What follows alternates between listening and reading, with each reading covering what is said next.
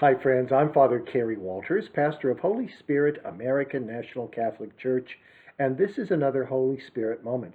This one on how not to think about God. In St. Augustine's time in the 5th century, and indeed in a couple of centuries preceding him, it was common for people to think of God as a physical thing. That may sound bizarre to us today, but at that time, all of reality was considered to be material. Just about the only people who didn't believe this were Platonists.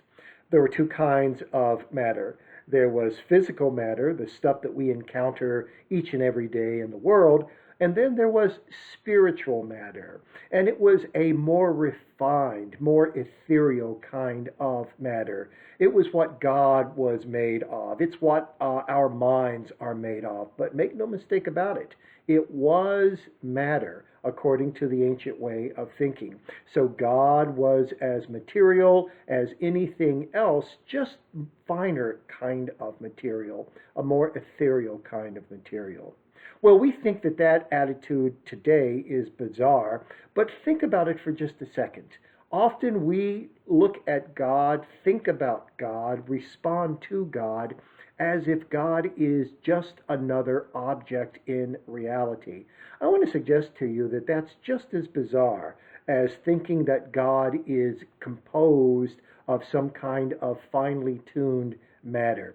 And I'd like to explain why very quickly today.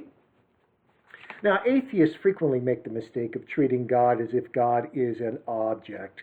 A favorite argument of atheists that I've heard over and over again is this. Well, if God is the origin of all things, what is the origin of God? If God is the creator or the first cause of everything that is, what caused God? And they think that that's an argument that does something to show the inconsistency of God belief. If everything in reality is cause, then God must have a cause as well. I get their point, but it seems to me that it arises from a fundamental misunderstanding of God, and that fundamental misunderstanding is presuming that God is just like every other object, except kind of different, and that just as everything in reality by necessity has been caused, so God, yet another thing in reality, must likewise have a cause if consistency is to be honored. Well, that's thinking of God as an object, even though no one is crude enough to say, yeah, God is an object. It's still thinking in that same kind of mindset. It's not just the atheists who do this, however. We Christians often fall into the habit, without quite being aware of it, of thinking of God as an object and responding to God as if God is an object. For instance, we try sometimes to manipulate God in our prayer and our petitions. And objects, as we'll see more closely in just a couple of minutes, are by definition those things in the world which can be manipulated, which can be seized and used. Or we might begin to fall into the habit of thinking of God as an object because we, for one reason or another, are beginning to identify God with any number of images of God that our culture has created. We think of God as an old guy with a white beard, or we think of God, the Holy Spirit, as a dove, or we think of God as a kind of flashpoint in the heavens. But all of those are objects that we can discern through our physical senses. Thomas Aquinas in the 13th century argued that, of course, we're always going to employ images in order to express our ideas about God, but we need to make sure that we always understand that they are but images. They're not mirrors. They're not the real thing. Paul Tillich in the 20th century said the same thing. Anything that we can say about God, according to Tillich, is necessarily symbolic, because God is not an object that can be clearly and meticulously classified, pigeonholed, and defined. Well, if we're not to think of God as if God is an object, if we're not to fall into that trap, then how ought we to think about God? In order to enter into that, I'd like to share with you two ways of thinking in general. And I'm using the schema of the 20th century German philosopher Martin Heidegger. Heidegger makes a distinction between what he calls calculative thinking and primordial thinking. I'm not sure that in our context primordial is the best word, but let's stick with it just for the sake of consistency. Now, calculative thinking is the sort of thinking that you and I engage in an everyday basis. It is a subject-object way of thinking. We, the subject, sense the world around us as other than us, and we call those objects. Object, by definition, is something that is over and against us and can be grasped, can be seized, can be manipulated. The very Latin etymology of our English word object suggests that much. And when we employ calculative thinking, we're looking at the world around us and calculating how we can use the objects in it.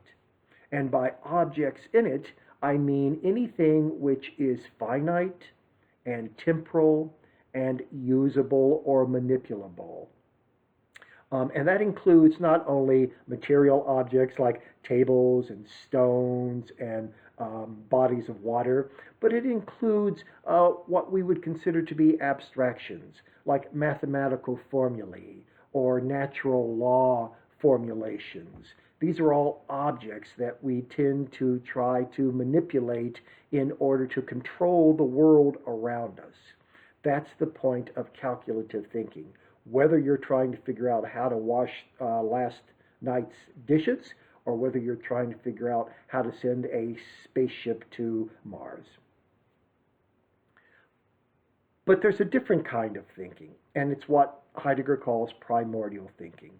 And it seems to me this is the proper way to think about God, although Heidegger doesn't use it in this particular context. So what is primordial thinking? When we think in this way, we're not reaching out in the world to clutch something. We're not trying to master an object. We're not trying to control an object. We're not taking the initiative, as it were. Primordial thinking is one in which we primarily wait and listen. You might consider it to be a kind of meditation. We empty ourselves, as it were, of the desire to grasp. We empty ourselves of the desire to control, and we simply wait. What do we wait in the context of our faith? We wait upon the grace of God. We wait upon God's self-communication to us. And there's another very important difference between calculative thinking and primordial thinking, and it's this. In calculative thinking, we're trying to master the object. But in primordial thinking, we are the object that the subject, God, is reaching out towards, is reaching out to guide, not to master, not to manipulate, but to guide. We can't think of God properly, at any rate, in a calculative sort of way, because God is not an object. God isn't finite. God isn't temporal. God really can't be used by us, although we can petition God with heartfelt prayer. God isn't an object in the world. Look at it like this. How can the creator of everything that is be merely an object in everything that is?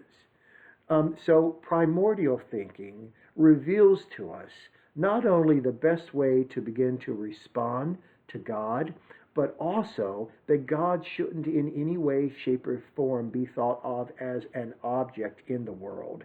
And to switch from objects in the world to the grammar of subject-object, we might see God not as an object, but as the supreme subject.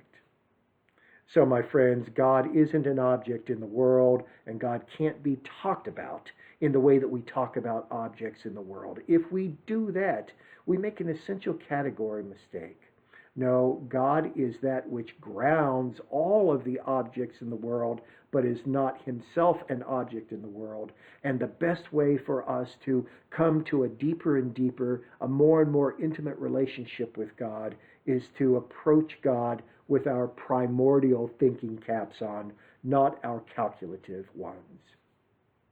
I'm Father Kerry Walters, and this has been another Holy Spirit moment.